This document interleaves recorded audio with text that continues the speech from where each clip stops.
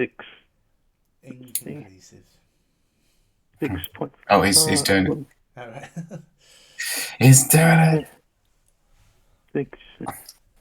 Oh yeah, Cut Uh, of the Dead and Kuroneko is the same enjoyment.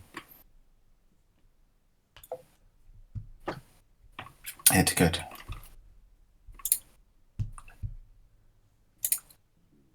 Sorry, Emmanuel, I didn't really take to your film. Okay. To be fair, I get why. I mean,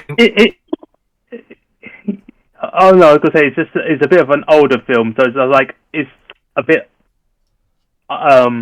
peculiar as a film, I guess.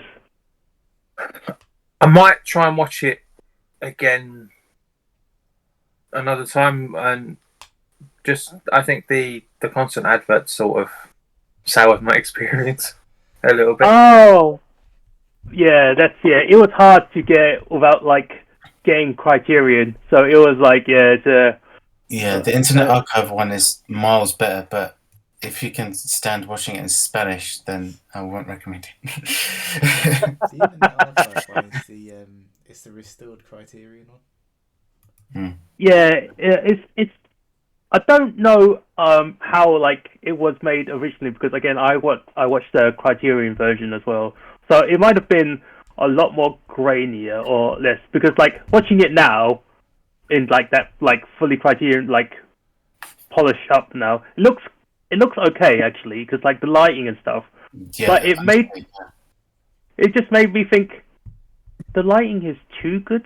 It feels like I know it's a black and white film, but it's like unlike The Forest is supposed to be quote unquote dark, yeah, but it's like it's did they film this? theatrical, Did they? isn't it? Yeah, because like is it because they filmed it in black and white? They could just say it's moonlight because like I'm pretty sure that was filmed during the middle of the day because it just seemed too bright. I just don't know if that's like a production Yeah, thing. I just like you can't really do true night shots anyway. So for those days, they did day for night, or they just filmed on a studio and just blacked out all the backgrounds with like studio lighting to light the actors. oh yeah, that's probably how they It did. looks atmospheric and very effective, but in real life, it's not quite accurate to what it would be. Yeah, it just seemed just a little bit odd, but that's that's the way they filmed during that time, which is when did this movie come out? Fuck, it was 68. 1968. Fuck. Yeah. In any case, yeah, it's a interesting film. But wait, has he? Wait, oh wait, ah, damn it, Michael, my phone is lagging terribly because I see Emmanuel's entering the scores now. So should we wait for him to enter the scores before we cut to the chase? I so we go whenever everyone else wants to go.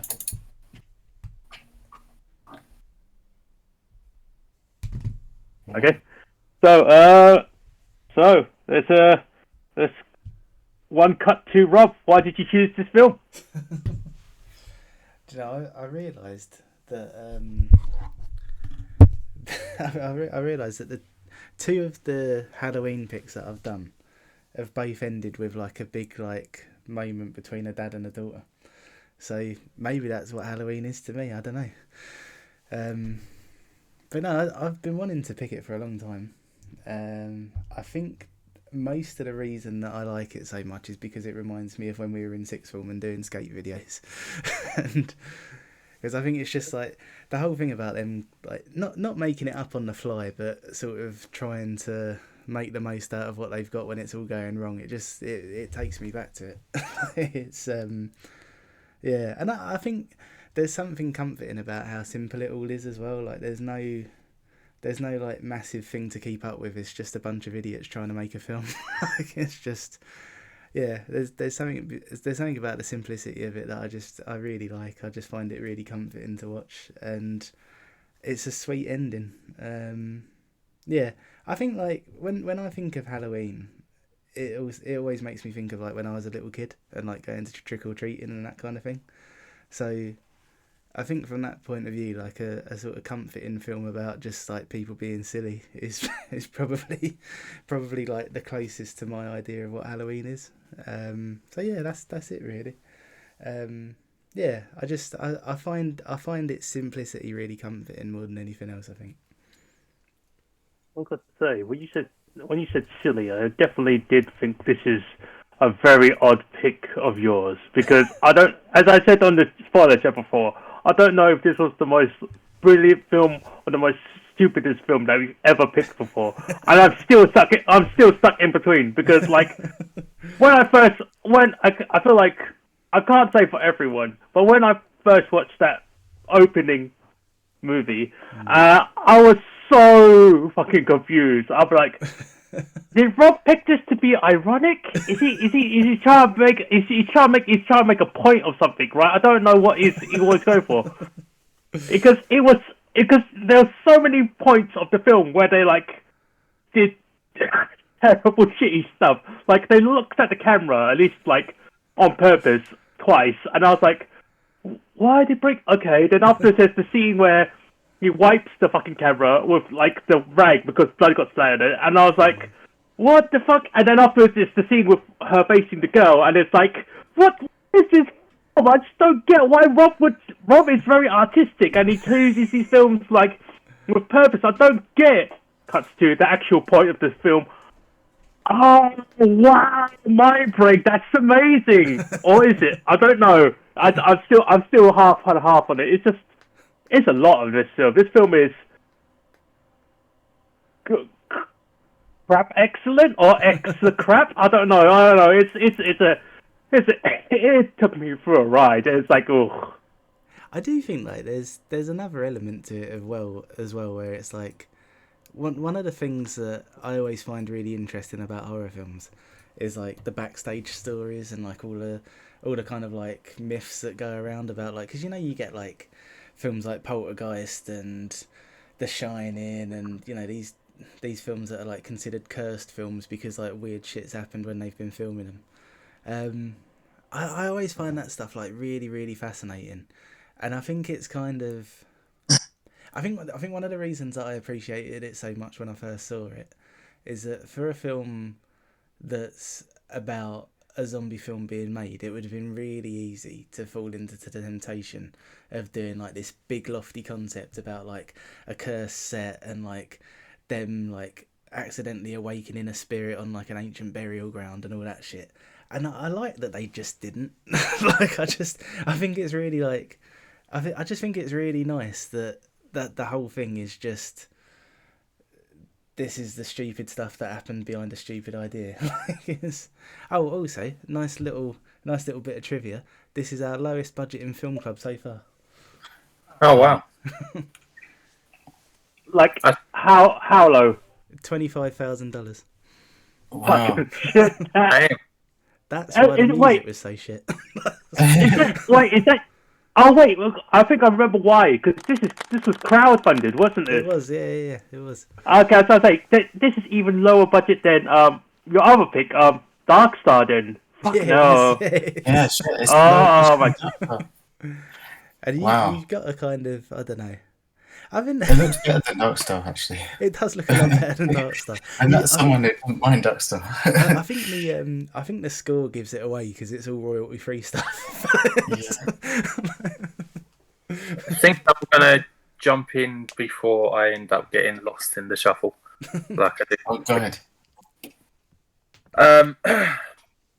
I actually, in the end, like really like this film. I explained it to, like when I went to see Rob. I explained my process with the film. Like, obviously, the three different parts are quite different from each other. So, like the first part of it, like I was sitting there thinking, I'm like, I can see why Rob likes Blair Witch. I know it's not quite the same, but I sort of got the Blair Witch feeling from it in terms of how it was being filmed.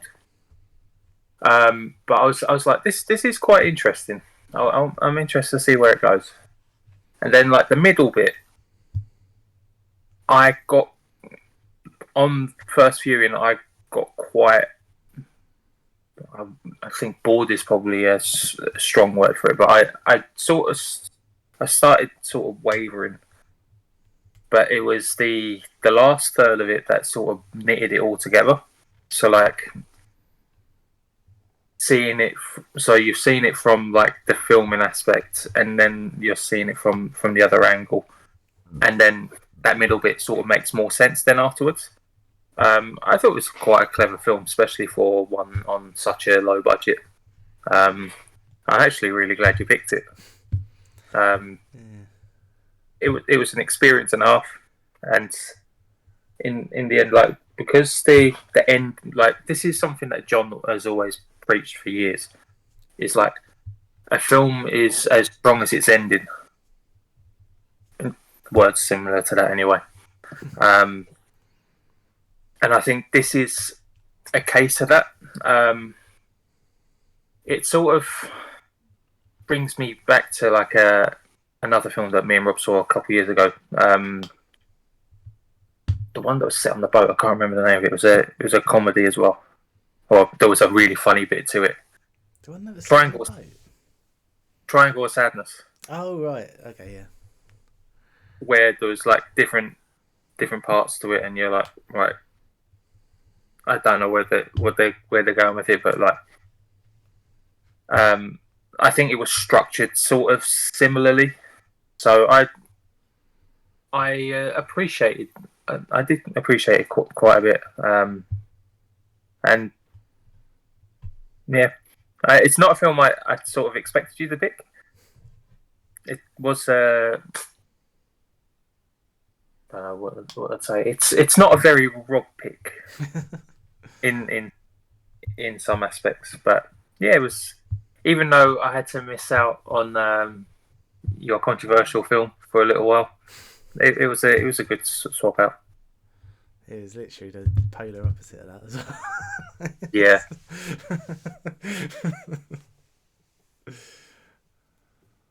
I've actually seen this twice because I own the digital copy.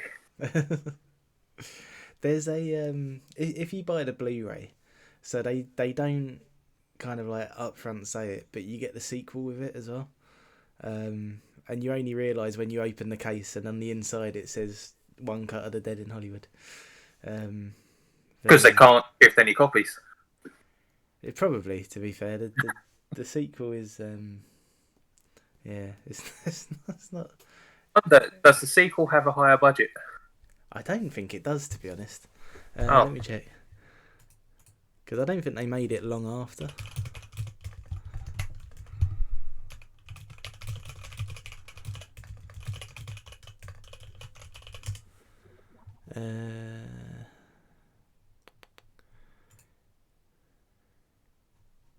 Yeah, they made it like 6 months after. Ah, fair enough. So probably made it with the budget they used the first one. Yeah, it wouldn't surprise you.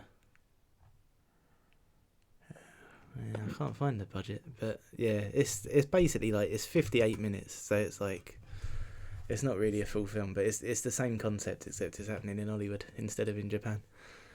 Ah, fair enough. I've got to say, I was feeling similar actually.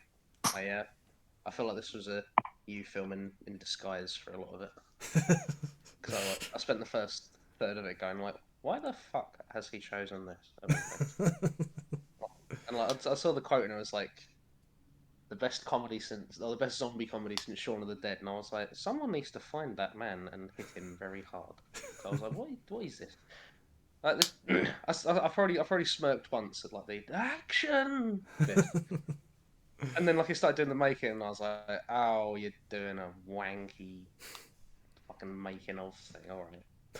And then yeah, that last third really just tied it all together and I was like, oh, okay, fair enough, I get it. And then yeah, just when they were like, oh fuck, the crane's fucked and we have to all make a human pyramid together and make the thing, and I was like, there it is. There's the Rob kind of moment. Yeah. But, yeah. quite enjoyed it. But I don't want to say like I enjoyed the journey that it took to get there. But like, by the end of it, I was like, yeah, that's pretty good actually. Yeah, I think that's quite like a common sentiment. Like if you read like the reviews on Letterboxd and that kind of thing, a lot of it is just people saying like, yeah, it's fine if you can stomach like the first two thirds. I think that's the thing. That was what put me off of recommending Ed watch it, because I was like, she doesn't deal well with women screaming anyway. But I was like, there's so much in this, and I was like, oh fucking hell, she's never gonna stomach this. Yeah. Sorry. I think yeah, I don't know. Like it's, I think, yeah, I don't know. There's not really because another film that I was thinking of picking like this time was Ghostwatch, and that's kind of like the that's kind of like the only film I can think of that I could kind of really compare it to, where it's kind of, I don't know, yeah, it's an hard one to kind of like package because I think it relies on you not kind of giving away the premise of it, because you kind of have to suffer through that first half hour to to kind of get the rest. Like when we were watching it, there was a bit where Rachel was like, "Oh, they're not very good actors," and I was like, "Yeah, I can't respond to that yet." Yeah, that was a really good point. Is that obviously it's a film of two halves, and as we've mentioned, it's kind of like if you were like to analyze it and critically kind of like put your head around the first half only. As for what you see, it's kind of like, yeah, this is really badly done. I don't get what they're trying to do. It's just it's sloppily executed, and there's a lot of like you can see the seams, and I was like, there has to be a reason for this. And obviously, as we keep watching it, it kind of unravels, and it's suddenly just like, okay, I get the reason why we're seeing it like this. It's kind of an interesting perspective. So you see the final product, and then you see the flashback of how they made it, and it's kind of like, oh, that's quite a smart way of going about it and doing it in a way that you hadn't seen before. So yeah, like as you expect, it's kind of like enthralling for that reason alone, and it's also kind of endearing because they're making the most vile, most violent, most kind of like audacious and kind of like literally visceral kind of zombie movie you could think of. But there's so much like heart and soul going into it, and it's kind of this weird juxtaposition of just this like, yeah, I'm just done this like this dad, this family man that just wants to make a zombie docu film series, whatever the hell it was, and it's just like he's just trying to do what he wants to do, and what he loves to do, and he's doing it in a way that's kind of like, I don't care, even if we have hardly any budget and the deadline is so like to the minute, I'm going to execute it to the best of my abilities because I believe in what I do and I love what I do. And it just shows that, yeah, the love of the passion of him being a filmmaker is what drives the story.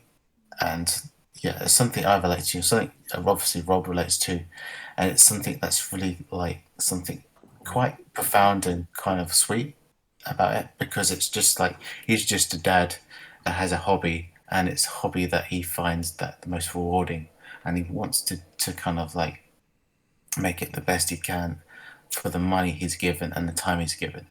And that's the hidden like wonderful part of the story. Because if it was just the first half, I'd be like, yeah, it's a weird experiment. I'm not sure if I think it, and I don't see the point of it, but the fact that it's paired with that second half of the making of it makes it as interesting, if not more interesting than many other zombie movies we've seen in the past, because it's kind of like, yeah, there's a reason why we do this, because we just love film, and we love the process of making it and the processes of kind of get absorbed by it as well. So that's extra sweet part of it, and I think it's one of those films, the more you see, the more you appreciate as well. So I can see it's gonna over time be something everyone's gonna kind of like, oh, I get this it's so cool, because not only because it's a triple kind of like narrative, it's like the zombie movie, and then it's the making of the zombie. But it's the making of the making of. So it's like it's a 3-layer Inception level dream within a dream kind of thing. But it's just like, yeah, this is the real life. But the making of the film is more interesting than the film itself. And we've said this many times for many films we've been in cinemas past 20 years. It's like, yeah, but I think the making of is probably more exciting than the actual product. And it's kind of like, you want to see this more with films as well. Like, oh, I'd love to see a making of this because it's so much more interesting, the moving parts that went into doing it and what they had to do to kind of make it happen. That's kind of like fascinating. So yeah, I liked it especially for that. It's a great pick. Thank you, Rob. Yeah, that was one of my favourite bits actually. Is like the whole thing about how one of the things that the dad and the daughter have in common is that no matter what they're working on, like it's their art. Like it doesn't matter if it's just a TV show or just an advert or whatever. And I like that that's ultimately the thing that saves it all, is that both of them have that attitude. And it's like, there's no point where they can just go, yeah, we'll cut this and like fuck it kind of thing. Like because they're both like, no, this is art. That's why they get through it, and that's why that stupid executive is like, yeah, that went without a hitch. That was great. Because they had so much love in what they were doing. That was so good. It's like everyone that loved what they were doing in the making of this was like, you can see that they kind of like, oh, let's make this film better, or let's try and save this film, because they believed in what they were doing, and they had fun in the process. And it was like he said, it was like us doing the skate tours, even if it's a pile of crap and it was going wrong every second. It's like, we've got something here that could be fun, and it's just like, let's just keep at it, let's keep shooting, and just we'll figure out a way.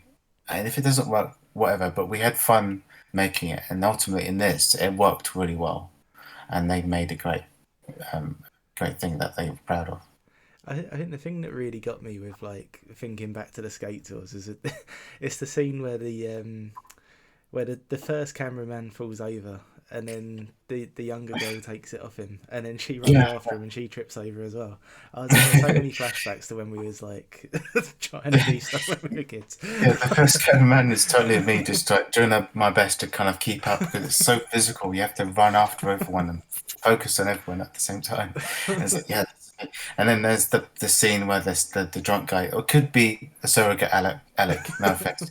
That was Rob. I could imagine Rob picking him up and just trying to make him work as an actor, even if he was down for the count. And he's just like, yeah, we'll try and make him work as a zombie. This is brilliant. He's extra and more like, it's more like a method actor now. He's drunk, and it works perfectly there. And then they got the guy that had the shits, which was totally Pat. And it's he's in the grass. He's just like, he's not feeling well. He's just like, but we have to get him in the film somehow. And it's just like, it was all those little things like that. Just reminded me of the past 20 years with you guys or more. just all the stupidness and the silliness of it all, and just trying to make something out of nothing. And it was the fun and humour we had along the way. Yeah. That was definitely Gary, if you remember Pizza Hut after one of the skate tours. I was going to say it was Gary and Pizza Hut.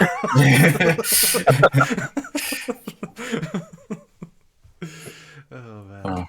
But yeah, there's just so many little bits that just like call back to it, man. Because like you know when the original cameraman's just laying on the floor like motionless, it was making me think of the first one that we did where Sam smashed her knee. Oh yeah, and she was just like paralyzed with like shock, more shock than pain. It's just like, what the fuck? How did I survive this? It's just like we were so stupid and so dumb, but at the same time, it's like, yeah, was that good? Yeah, did you get it? Yeah, we got the film. Yeah. And then the other one that made me think back as well was when when he runs out of the door, and as he runs out the door, he looks straight down the camera and he's like, "Keep shooting." that reminded me. That reminded me of when the first one John came to, and he was on his rollerblades and he lost his balance and went through a puddle. But it reminded me of like as I was filming it, and just as he fell over, Rick walked in front of me. Yeah. There's that video with me going, Rick, no. See, that's why dual cameras were so important. It made so much of that. So it was just like, all those little things of that, the chaos of like making a movie, a short film, a silly film, whatever it was. It's all the same. We we nearly made something like this as well. Because do you remember when we was going to do the Skate Tours documentary? Yes, yeah. I wish I did that now. Yeah. Yeah, that would have been great. It would just been like us reminiscing of like, yeah, this is how dumb we were. this is the shit that happened. It was all but yeah. Joe, I've still got the skateboard that ended up on the A13. I'm surprised you kept it, considering. I'm surprised we actually got it back. Actually, Yeah, I'm surprised we got it back. I don't. Yeah, we probably. Well, I don't know. But yeah, I've still got it. I think I've seen. Have I seen some of the skateboarding videos? I feel like I've seen. Yeah, there's no way I haven't shown you. No. Yeah. No, I don't remember them being very good, guys. No, they weren't very good, but that's the charm. Yeah, the love of the craft. Yeah, I can see why. I think we'll see. I can't remember even what day we watched this film, if I'm honest. This week's been a blur. And I did doze off halfway through, so I had to watch the second half again this morning. But no, I think it is a very like Rob film, for a sense of like just the love of the craft and kind of the filmmaking and putting things together. And I think the final third, where you can actually see how much goes into a film or kind of goes in, and you kind of hope it's going to have the impact that you that you intend it to, I think was quite kind of, I guess, quite charming or quite nice to see. I think the beginning bit of the film I was slightly unsure what I was getting into. I was like, oh my goodness, this is absolutely rubbish, what's going on? But I could see that Rob was wanting me to continue with it, so I'm glad that I did, because it came through as a really nice kind of nice film about a father and daughter relationship, the kind of love of the craft, and that kind of sense, I guess, of accomplishment and achievement, which was really nice. So it was a really kind of didn't end where I expected it to end, but I thought it was a really good choice, and enjoyed it more than I thought I would actually as well. Yeah, it's fun. Like it's a fun film to show people. I'm glad that I've picked it, because I do think it's one of those films that maybe like most of us wouldn't have watched unless somebody did pick it. Or at least, definitely wouldn't have persevered with unless somebody picked it. No, this would have gone off in minutes, if not seconds. Yeah. Oh, you go, Ben. I was gonna say, yeah, many of us would have like paused it or stopped it at like the 10-minute mark. But I'm not sure if I get this. Is this as bad as it is? Yes, it probably is. Oh, whatever. But yeah, this is why it's important never to leave a film early. Do you know what? The first time I watched it, I thought it was going to turn into like a thing about them making the film and like accidentally waking up real zombies. And I was kind of like, I don't know. Like, there's a chance that could be all right, but it's a bit of a cliche at this point. And I remember the first time I watched it when it finished, and I was like, oh. I remember thinking, I remember like going like, oh, I thought this was like an hour and a half, and then I was like, it seems to have wrapped up in about 45 minutes, and I was like, gosh, there's all this time left, and I was like, I'm not gonna check, I'm just gonna assume it ended, and then it carried on, and I was like, oh, okay. I think I had that at the end, to be honest, because like for me it feels like a really quick hour and a half.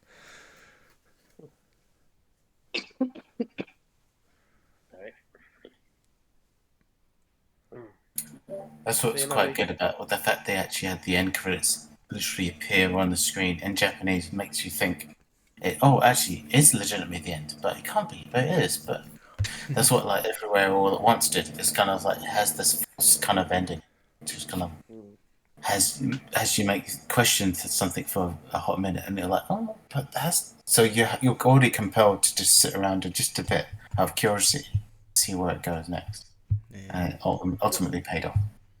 I gotta say, it was really, really nice, like looking back, because I was going like, when I was watching like the rerun of it, I was like, oh wow, did that happen in the original cut? Could I see that? And every time I went back to see if it was in the original cut of the film, I was like, oh yeah, it is in there. There is a bit, because I was like, did they show her falling over? And I was like, yeah, the camera does. It does actually like fall over for a bit before getting back up again. And I was like, oh, okay, cool.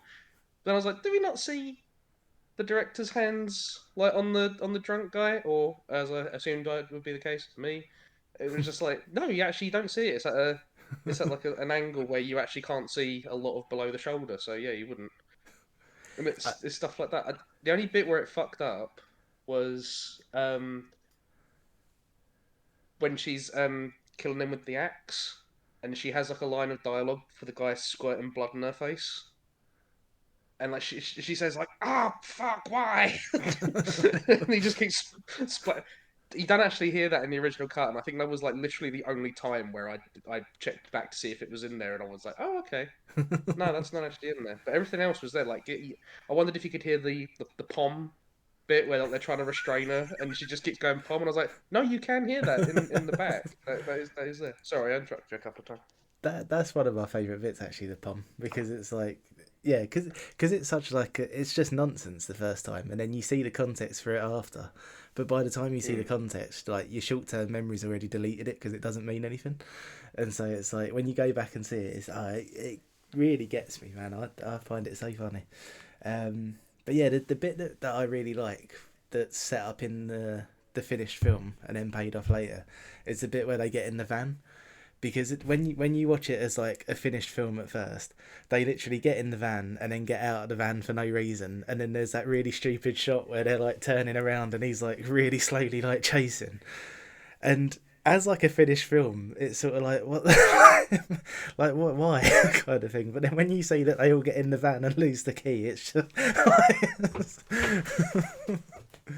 yeah, I love it. Yeah, that reminds me of the scene where literally they're doing the final scene on the rooftop, and I forget the name of the woman who's like who gets killed off. Suddenly becomes back to life at that random moment, and then she just falls back in. But they continue to film, and then final ultimate climax is this resolved. But you kind of like when you first watch it, you're like, what the hell was all that about? And then obviously it was all explained in the final half of the movie. Is that it was just she had the wrong cue and she came back to life by mistake. And it's just that's just the sort of thing that's the charm of it all. It's just the silly mistakes that kind of make it. You didn't have the wrong cue, Ben. She woke up after being knocked unconscious by her husband. Yeah, that bit. Yeah, okay, I missed that. The fact that she was actually knocked out. That's even more funny. Even that though, like I just, it's so stupid. Like it's really stupid humour. But it really gets me that they're like, oh yeah, she's got too much into her role, so we need to knock her out. But that means that we've lost the acts that we need for this. Just... So does that mean they knocked her out again? So she wakes and then she gets knocked out again, or she just no. So he chokes her out. On the floor and he pulls her. Yeah, so he chokes her out, and then they put the axe on her head. And then that was the axe that they needed for later on, so they had to go and put the axe somewhere else, and then hold up a sign saying "Get the axe from outside." Okay. And then when she gets up and is confused and screams, then like the director's on the floor and he has to like yank her back down. That scene for him to get the axe was so perfect because there was a scene where she's like looking at like the guy comes in like zombified leg. I was like, oh, that's a bit odd. But then afterwards you see that the guy's on his shirt like get the axe from the outside, and he's just got the makeup on the one leg. I was like, that's ingenious. I don't know why that's so ingenious, but that's so perfect. And afterwards he just leaves. I was like, man, a little line in the film where she picks up and goes, "Oh, how lucky an axe!" Yeah. It's so perfect. This film, it's a bit.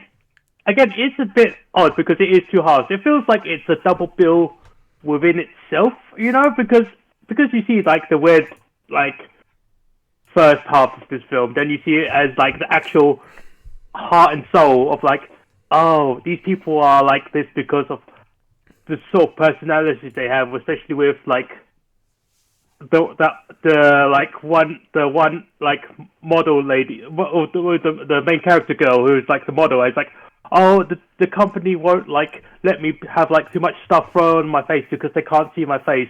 Then you have the one guy who got really drunk and just actually vomits on her as she's screaming, "Oh my god, what is that? What is that?" I was like, oh no, that's supposed to be her real reaction because you moment in like real life, and I was like, and it goes back into like the ending scene where she's like chopping up the director. I just felt so sorry for her because like I just mentioned that blood is like so cold, and they're like, and the guy's like, oh, oh, oh, it's like, oh god, it's like, oh, it's like. Do you know what I really love about that scene though is that he's so out of sync with her actually hitting the axe that it just I find it really funny because it's like she's going like, and he's just like, like just at random points, like it's just yeah. I gotta say that I was really impressed with like the behind the scenes stuff where like she's having to run with the severed head kind of thing, and just as I open the door, she has to like do like a roll to like not be in the shot. I was like, nice, that's really fun. I really like it. Sorry, Emmanuel, you were gonna say something. I was just saying to Simon's, she's a J-pop. She's meant to be a J-pop idol. That's why she does the kind of love thing when he asks her, "Oh, can you do something?" and she goes, "Love, whatever." Yeah. And to add to what you were saying at the end, where he's just doing the blood at random points, she was saying, "Oh, can't you wait till I finished first?" But he wouldn't. He just kept ignoring her and doing it anyway. And so she just, well, yeah, she was yelling in character out of frustration, but also, yeah, she was also in character. So, um, sorry if I seem a bit off. I'm just a bit low today. No reason. With it's with the beginning. I realized why we robbed, or I thought I was just like, oh, this is why Rob picked it. As soon as the director at the beginning, they was just like, oh, that's 42 takes, and the director came in. I was just like, oh, okay, I could imagine where this is going. Cool, yeah, this is a Rob pick. And what was it? It was interesting the fact that the whole kind of project started out as just a kind of acting camp. So most of the people paid to go to this acting camp together, and then obviously they ended up at some point going, actually, we could make this film. We could actually do this, and I think it's inspired by a very similar concept. I'm not sure if you already mentioned it. There's something, I think there's like I'm not sure if I think it's a movie but it's a movie of a play that's shot from the perspective at three perspectives at the same time. The audience, the rehearsal, and backstage. So Yeah, I think this that's a was play, yeah. So it's, yeah. I can't remember the name of it now, but it is credited at the end of the credits. Let me have a look.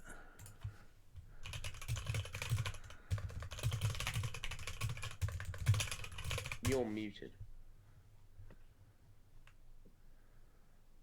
Yeah, so it's based on Ghost in the Box. There you go. Yeah, that concept. I just thought it's cool. And then the guy who had drinking problems was actually drunk during a lot of the filming. So even though maybe he might have been playing some parts up, he actually was drunk. I'm surprised they trusted him to be on the bottom of the human pyramid. Method acting. Yeah, so yeah, method acting. Maybe that's the reason why he does that. Like when he's in that very long hallway and he's just like at the doorway doing this, like doing like gang signs, just like dancing on the spot, trying to scare her. I was like, I don't get the point of it. But because if he's actually drunk, that explains even more. And it's like, oh wow, that explains a lot about this film as well. There's just so much that happens in this film. But admittedly speaking, as a technical point of view, the best part of this film is definitely the end credits, I guess, because of like how it shows you the film is being made about the film making the film, and it's just something so amazingly technical about how they actually made it, and it's something about okay. So we're gonna pretend that this is the guy sleeping on the floor. So we've got so the cameraman is literally just fucking running around, and he goes, "Okay, drop down.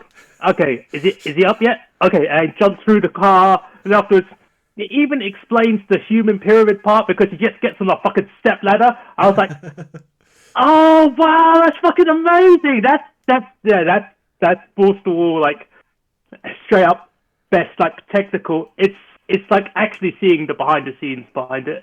And that's so.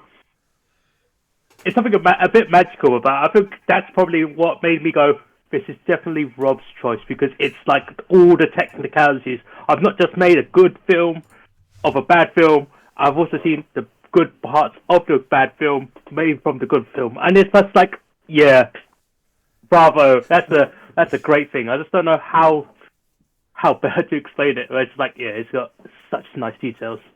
Yeah, I do think that's a really nice thing, because it's like you kind of, especially on a budget like this, you forget kind of like how innovative people have to be to make a film, and it don't really matter what the film is or what it's about or like how simple the setup is. Like you've got to work out how to do everything, and yeah, I think that's a lot of why I love it, to be honest. And it's the same with Dark Star. It's that they didn't have anything, but they still worked out how to put it all together and come up with something.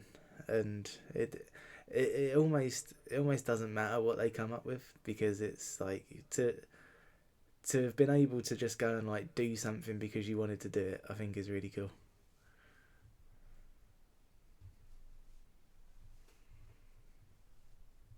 Yeah.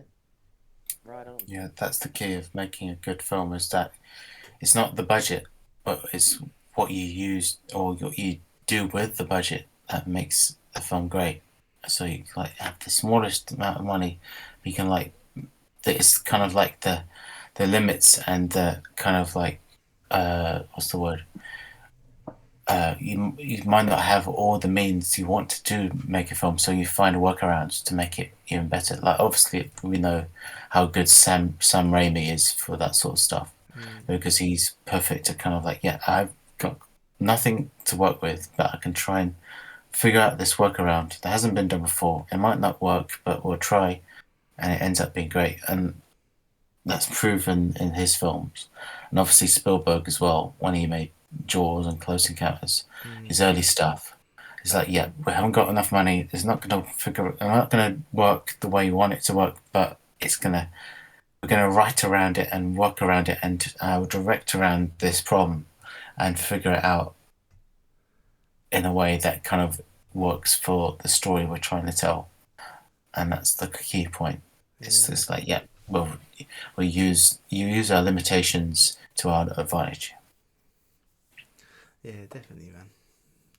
I think as well, I really like the aspect of there's not really like a conventional arc for him either. Like, you know, you think he's going to lead to it.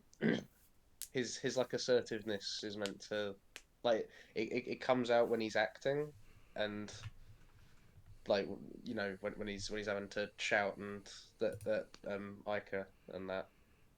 And like you can, and when he like turns around and he slaps Kazuo, like that, you can see the frustration that he's probably keeping latent come through in that performance. But like I enjoy that when it comes to the bit where you think he's going to turn around and go, actually, Mr. Executive, eat my fucking dick. I'm the director. Fuck you. He doesn't do it. He still backs down and goes, ah, shit. But then his daughter takes it over.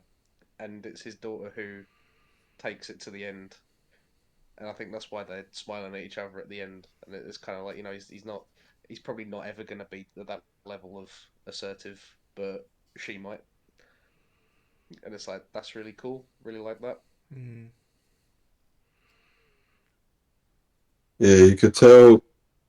You could really tell after learning like the mother, father, daughter, and all that stuff. It's just like this is how the daughter turned out this way. Yeah. It's you're just like, yeah. When you see the moments where the husband's worried, like what the mom's gonna do, and he's telling them to run, like gesturing them to just go, go, go. And it's just this is mad. It's like even when he gets kicked, I'm not sure if he gets kicked in the crotch or just near the crotch. Um, and he says to the main guys like just don't worry about me. Go, just we need to stop. We've got to stop her. And then afterwards, he's just like, oh, thanks. He's like, thanks for what? He's just like he's not he- everyone's just going through so much at the end of filming that. Yeah, I think like that whole thing just has me in stitches, man. Because it's like, it makes no sense at all. Like it's so stupid. But just seeing them all trying to restrain her, and she's just going like "pum," like and just going through them. It's so funny. And then the bit where there's two of them restraining her, and she's just going "pum, pum," like it's just fucking nonsense. But I really love it. Like, Yeah, there's reasons why. Yeah, she stopped acting, but then at the same time, her daughter is like I think one of the moments that especially made me think, yeah, this all makes sense. Her daughter was saying it as if, yeah, she stopped, but as if like I don't understand why. She broke someone's arm, but yeah, she, she she does not get it. It's like you don't do you not understand why this is a problem?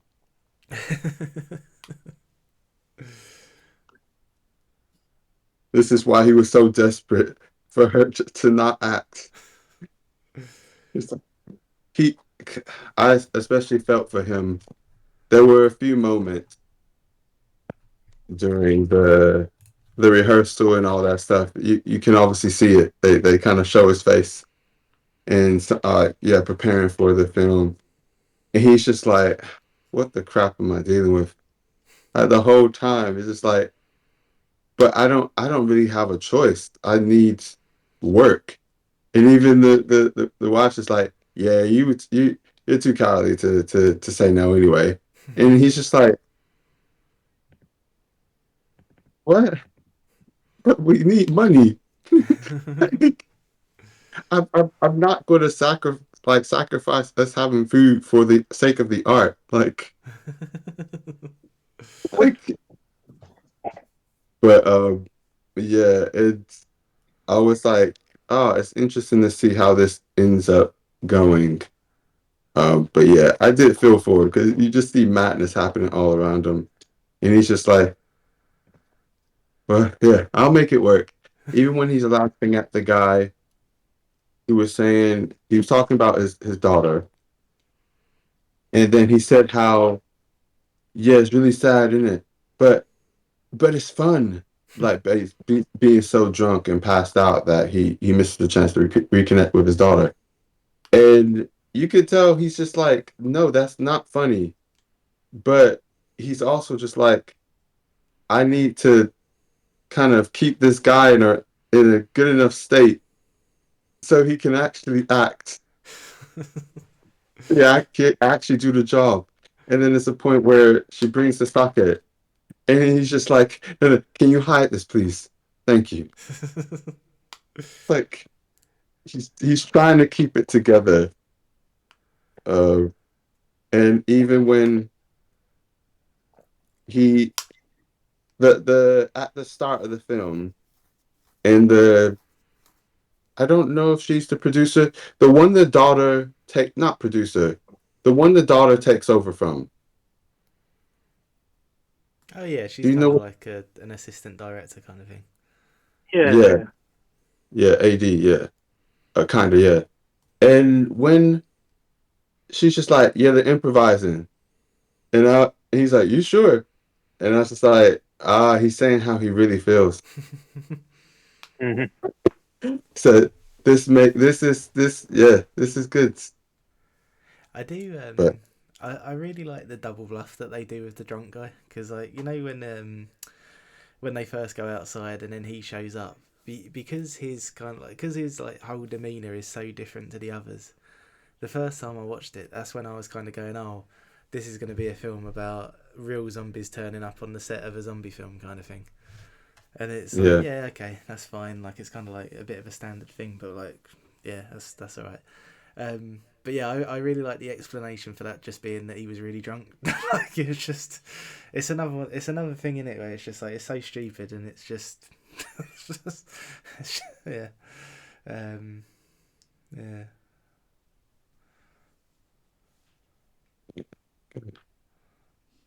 oh yeah. Also, like how much this film made. Like even though it started off at 25K, it ended up making like 25 million. Oh really? Yeah, it made a ridiculous amount. It was just like, whoa, Oh, they, that's a hell of a profit. Yeah, man. yeah, they did so well. Well, I can see why they made a sequel 6 months later. There's a sequel. Two Cut of the Dead. It is literally the same thing, just in Hollywood. Like it's just. Oh, that's a shame. Yeah. Sounds lame.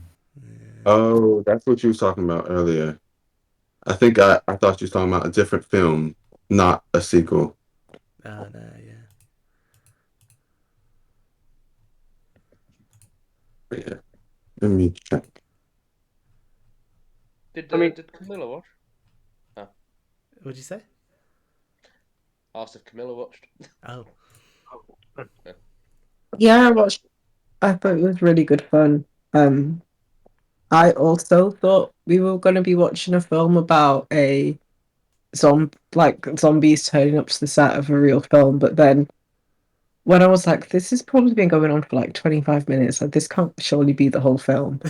Um, I was pleasantly surprised by like the twist it took. mm. And then all the way through the second part, like when they're making it, I was still half expecting like something to have like some zombies or something to turn up. But I just enjoyed the chaos of them making it. It's probably quite realistic just in terms of like how many random things can go wrong, especially when it's like, yeah, we're trying to film a live broadcast TV show filmed in one take. It was just all very chaotic. But yeah, I really enjoyed it.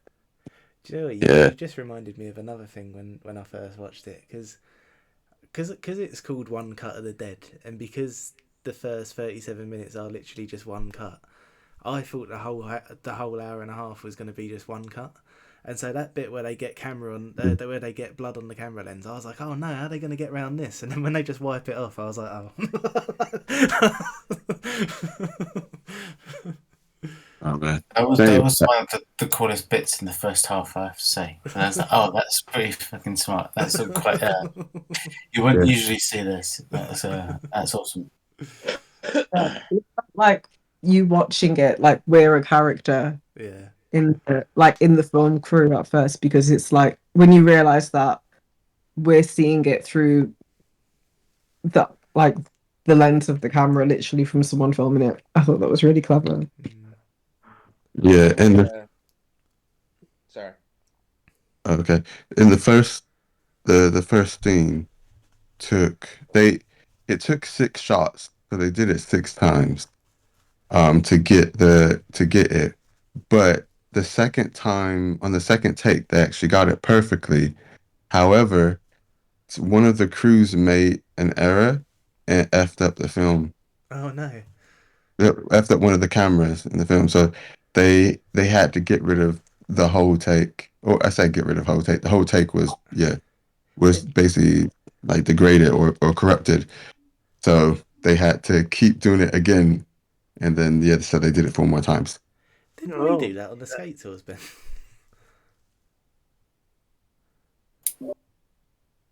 Sort of. I'm sure I remember there was one tape. I can't remember if it was mine or yours, But I remember we both had to try and convert it to digital, and it wasn't happening for some reason. Wasn't that more to do with the aspect ratio? I know, obviously, you remember the epic Sam fail that was kind of like where she did break a foot, or whatever it Oh, was. that the one we accidentally taped over. Yeah, Humphrey taped over it. That was bad enough, and I couldn't restore it or figure out how I could because it was physical digital tape, and there was no way around it. And then see the later ones where we used like SD cards. Even if we did delete something, I could recover it, but I think at the same time, I had trouble kind of converting it into a specific aspect ratio or something. It was something to do with that. Whether it was a frustration similar to this, I'm not sure. I'm sure it was something to do with a tape, because I vividly remember sitting in my old bedroom, and I remember sitting there for hours while I was trying to wait for this thing to convert to digital, and it wasn't happening for some reason. I'm sure we both tried and we couldn't do it. And suddenly, Windows Movie Maker was all we had at that point, and it took like hours and hours to like upload. Because I had a FireWire cable, and I was like, "Yeah, this is gonna solve all the problems," but it was still just as slow. I did it all before I went on holiday. I was like, crazy. I think I managed to do and upload it, but it was still kind of like not as good as it could have been. Needed more zooms, more cheesy zooms. Yeah. That was probably my favourite little setup and payoff there, where the intern camera lady is like, "Oh, we should definitely like zoom in on the zombies when they come in." And he's just like, "That's cheesy and shit. We're not doing it." and then like his back goes and he's like, "Take the camera." She's like, "Yes." She's like, I thought that was great. It's the line after it that gets me, because it's another thing that's just so stupid. It's that they recognise in the studio, and they're like, "Oh, the director of photography's changed." And then the daughter's like, "Yes, shitty cheesy zooms. I love it." Yeah, that's what's so good. But like, there's so many like filmmakers that kind of like were averse to use the zoom in the 70s and 80s because they thought it was cheesy. And to some people it is, and it's kind of like some directors just like, no, let's bring it back, and it's kind of like some of them are kind of like, yeah, let's do it. So I love that they kind of played into that kind of like, not only stereotype but kind of like snobbishness of like, yeah, this is cheap, this is bad, but it's like, well, it's how you do it, it's the execution rather than the actual kind of thing itself. Yeah. Did you ever watch the St. Anger documentary? Metallica's St. Anger? No, I don't think I did. There's a bit in it that reminded me of it. It's basically like Kirk Hammett saying they need guitar solos, and everyone else being like, no, if we do solos, it's going to date the album. It's like a similar thing to that. And ironically, they kind of dated it more by not. Yeah. You know, they had many problems that album.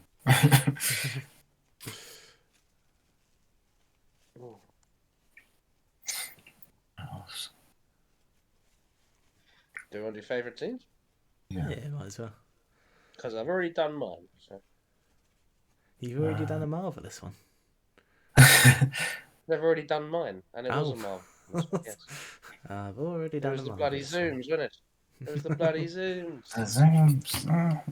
I don't know if it's favourite scene or should be the favourite character. It's definitely the bald guy with like who complained about like the water and stuff. It's like it starts off so early. Like, oh, I say starts off. It does start off. Like first off the hill, you see him like sweating and like rushes out of like the thing. I was like, oh, I guess it's just like because he's supposed to be the nervous person who runs out and does stupid and gets himself killed. I was like, okay, sure. Goes to like the first like reading and he's like, I asked for soft water. Heck, I even emailed you to say I needed soft water. Something about that, it just seems like really weird stuff. He drinks the fucking hard water, and afterwards he's like, no, I need to leave, there's a big problem, and he leaves, and then afterwards he's like sweating and shitting in the grass, right? He must have been so fucking. I can't imagine like how that would be. But it must have been the most foul smell, right? And afterwards, it's like the actor director's like giving him a role, like, can you still do it? And he's like, yeah, just give me a minute. And it's just like, so it must have smelled so gross. Something about that is so fucking hilarious. I just don't know how to explain it. It's just like just seeing him just squatting in the grass, going, it's just like, yeah, this is like the ultimate like Chekhov's gun, I guess it probably is, but it's just like for stomach problems.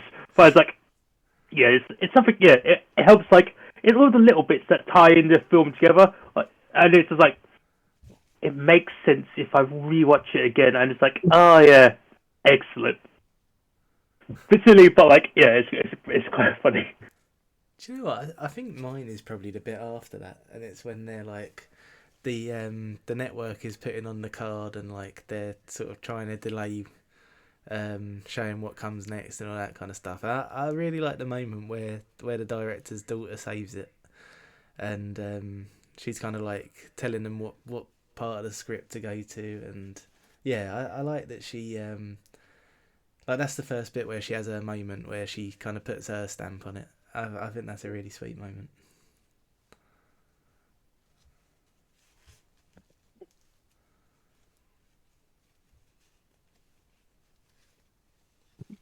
Yeah, somebody else. Let's go. Oh, that I thought we were on mute. That's my favorite scene as well, Rob. When Nice. the daughter they're all kind of like, I don't know what we're gonna do, and she's like, get a cue card. He can be a zombie, and like she kind of takes control, especially because like from the bit at the beginning, you kind of get the impression like, oh, she's not a good director, and maybe she's a bit incompetent or whatever. But in that moment, it's like, no, she knows what she's doing. Maybe she just needed the right kind of moment to like, yeah, prove herself and kind of flex her muscles a little bit. Because I think she really made that whole thing come together. Yeah, she definitely did. I didn't think, I don't know, the way I kind of saw her at first, I didn't think she wasn't good at her job or incompetent. And the guy even says, who's like talking to the dad, she's really good, but the problem is her personality. Oh yeah, she's overly passionate to the point where she called what did she say? Oh yeah, she was like, yeah, don't listen to her. She's just an old hag. And like the lady is like, what the hell did you just say? What did you just call me? And she's like, oh yeah, it's like her personality is just a bit rough. Let's just say, and it's just like, oh yeah, that was not a good thing to say. Yeah, she was basically like the dad's character, but actually that's how she is. The way the dad's character was, the director, the way he improvised that. Huh? But with the mum's like intensity. Oh yeah, that's probably exactly. Like the way the dad was acting as the director at the beginning, especially, that's how she is. And I was just like, yeah, that must be how she actually gets on set. This is why people have a problem with her. It's not that she doesn't have the vision and doesn't know what's like good. She just like, no, it has to be done this way, or else all of you are incompetent fools and blah blah blah blah blah. And she just starts going off on everyone. I really like that aspect of the story as well, because it's, even though it's something that like people have a problem with, it's what saves that movie, and it's sort of it's her showing the character traits that her dad wishes he had. And I think that's really sweet. Yeah. Yeah. I think my favorite theme is the final theme, but when we see the behind the scenes kind of thing, and then I shared the picture as well in the chat, and it looked like a kind of funny, wacky, almost like family reunion kind of friends get together kind of picture at the end. And I wouldn't be surprised if one of them has that like framed somewhere, just to like look back on fond memories, because that is so funny. Like, have you seen it, Rachel, in the spoiler chat? Yeah. Yeah, I have, yeah. I was just like, oh, this is great. but what was it? As kind of like little facts. Like, so the original title is Kamera o Tomerona, which means don't stop shooting, which he obviously says in the film, and I kind of find that funny when he's just like, don't stop shooting. And then they decided at whatever point that's going to be the name of this film, which is interesting because if it was called something like that in, I don't know, I wonder if we would think anything different going in if it was not called One Cut of the Dead. I do. It's kind of a nice name though, because I think on the cover of the Blu-ray they've got that as a tagline, and because you're kind of going into it because it kind of tricks you into thinking that it's going to be about real zombies turning up to a zombie film set. Like, Yeah. Don't stop shooting does kind of like, it does lean into that. Yeah. So yeah, they both kind of achieved that. And I didn't realize till afterwards that the first scene where the director is berating them all, it was their kind of reference to Stanley Kubrick's treatment of Shelley Duvall. Yeah. And I was just like, that's you go. actually why I watched it in the first place. Makes sense. Because I didn't realize, because I just obviously I only really saw the shining shirt that the daughter's wearing. But when I read that's like, oh, and knowing obviously these are a bunch of like, this was like an acting kind of thing at first, like acting group exercise kind of thing. It's like, makes sense in that kind of group. Yeah. Huh? Acting troupe kind of group. Sorry, I just didn't know. That's great. Shit. I didn't realize that. I'm glad you think so. It's yours. Yeah, even the baby, like the director brought the actual baby. Like, they must have been. We was saying they can't be what, like, just like under 3 months old or just about 3 months old. They look freaking young. Yeah, tiny baby. Yeah, after being used to seeing older babies and things, he's just like, oh no, my like not lone born baby. Yeah, bring him along. Okay.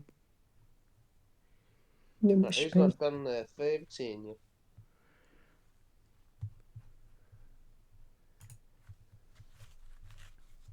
Rachel, have you done your favourite scene? No, I haven't. I think my favourite scene was towards the end. I like the bit where they're trying to form, I guess, the human, I don't know, pyramid, and that woman's trying about 4 or 5 times to get on the shoulders of the guy, or the back of the guy underneath, and he's obviously looking and waiting for her to get it, and then the other guy obviously has to come in and intervene. So I think it's the idea of like the kind of the panic and the pressure of the situation kind of coming to a bit more of a head, and then obviously at the end when they're just waiting for the countdown to end for that final shot, so they can all just kind of like collapse, and their efforts have all kind of come together. I like that kind of like final minute, I guess, or so of the stream or the live footage, and kind of getting to that end point. That's another bit that I really like the payoff of, is when they have to improvise the lead up to that, because they're trying to form the pyramid, so they just do a bit twice. Yeah. That was so annoying to watch the first time. It was like, actually no, it stops. Then he goes, he stops again. Then it's like, I was like, what's the purpose of this? Watch it now with the context. It's like, it's so. Yeah, it makes it. Yeah, actually no, I feel like I should actually boost up my points for the enjoyment, because it does have a better payoff than it usually does. Actually, let me have a quick check my scores. Let me see if I can post that up.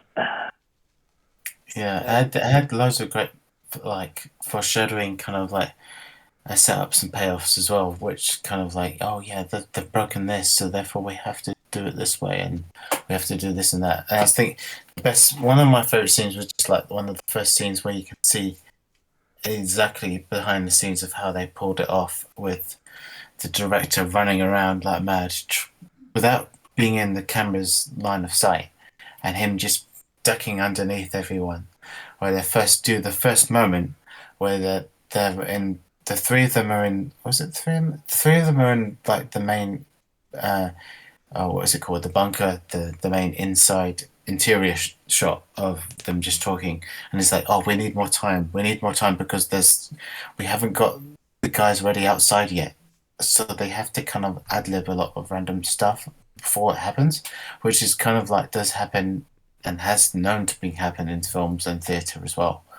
And I thought that was quite clever how they kind of got the actors to kind of ad lib what random stuff, and then they go back to the script as soon as like their cue comes in, and that was pretty smart. And how it goes on from that scene, and the cameraman follows this to that, and they just use the props that are given to them at the time, and then it just gets more chaotic as it goes on. Like you guys mentioned, your favorite scenes from that moment, where they obviously she has to find the arm out there in the exterior nature, and all the stuff with the drunk guy, and all the stuff with the cameraman losing his footing, and yeah, it just goes more insane after that. But it's just really smart how they set up as well with the director, kind of like, yeah, he's not only the director, but he's kind of like micromanaging everyone. Also a co-star as well, when he has to come in to do his parts, playing the director in the film that they're making. So he has to keep going in and out. So he has to know the script backwards so goddamn well. He has to just like to drop in and any moment and be ready at any point. So that was so fascinating to see. Just to get it into the recording, Corey left her favourite scene. She said, my favourite scene was when the drunk guy accidentally throws up for real on the poor guy's face, and that's where we hear is him freaking out, and then we see him going through a quick costume change, and he's so confused and crying, asking what liquid that was. That I fucking love that. It was. Do you know what? It was nice watching it with Rachel as well, because that was the first time Rachel laughed, and I was like, "Sweet, we're in." You laughed, I'm off the hook.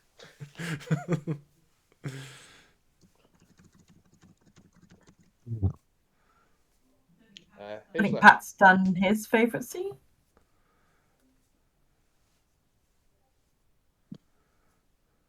My favourite scene is so you know the bit where she's stabbing the zombie near the end of the film. The bit where you've got the guy with the tube with the Yeah. So like in the first half of the film, I was like, "Whoa, what's going on here?" And then seeing it from the other angle really made me laugh. But oh, sorry. So I sort of took to that scene when I saw the other half of it, because I'd imagine that'd be how we'd set it up if we did it. It's like you'd have, I don't know, Ben pretending he's stabbing someone, and then either me or Rob lying down just blowing blood out of a tube. Yeah. Yeah, so that's sort of my favourite collection of scenes. But like, I could also go with you know when they sort of take a break in the first part of the film, and then you hear like a bang in the background, but then the woman keeps going on with her story, but then you see the other side of it later on in the film. Like, I think that's where the element of cleverness about the film comes in. It's like you've got one vision from the first part of the film, but then seeing the background stuff makes it really cool. Yeah, I think that's another thing. That's another aspect that I really like of it, is that the first time you see it, all of the violence and everything is happening off screen, and it's like because, well, I mean, I went into it knowing that it was so low budget. I was like, yeah, of course it would. It makes sense that you couldn't actually do that on camera with a limited budget kind of thing. But yeah, when you see kind of like how they're actually doing it, because it's all stuff that like it's a bit of a meta thing because in the actual film, like or in the fictional film, like they're having to do it because they've got like a time limitation of like being a live broadcast and all that kind of stuff. But then in the real world, they're having to do it that way because they haven't got any money, and then that becomes the film because of that as well. Yeah, it's great.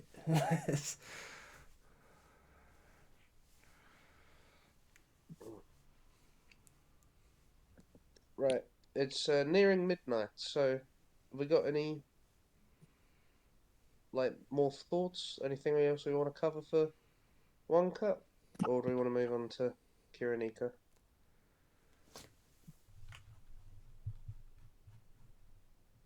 The last thing the last thing I'll add, and there might be some other stuff, but it was nice in the lead up to like the kind of father-daughter moment at the end where I assumed there was going to be some sort of, is she going to get on his like shoulder somehow to emulate what was in that picture? But then I didn't expect them to do that on top of the human pyramid. So that was just another level of like, this looks very dangerous. I'm worried for these people, especially since this looks like properly real. It doesn't, I can imagine like there's not many mats to protect them if they fall with the budget that they had and stuff. Also, in the kind of first takes of the first part of the film, when it was coming towards the end, I just assumed it was going to be one of the things where the the idol, she drives off to like a main town, to find that this has happened to other places as well, and going to be the rest of the film. And even when the credits came up, I thought it was like, okay, end of Act 1.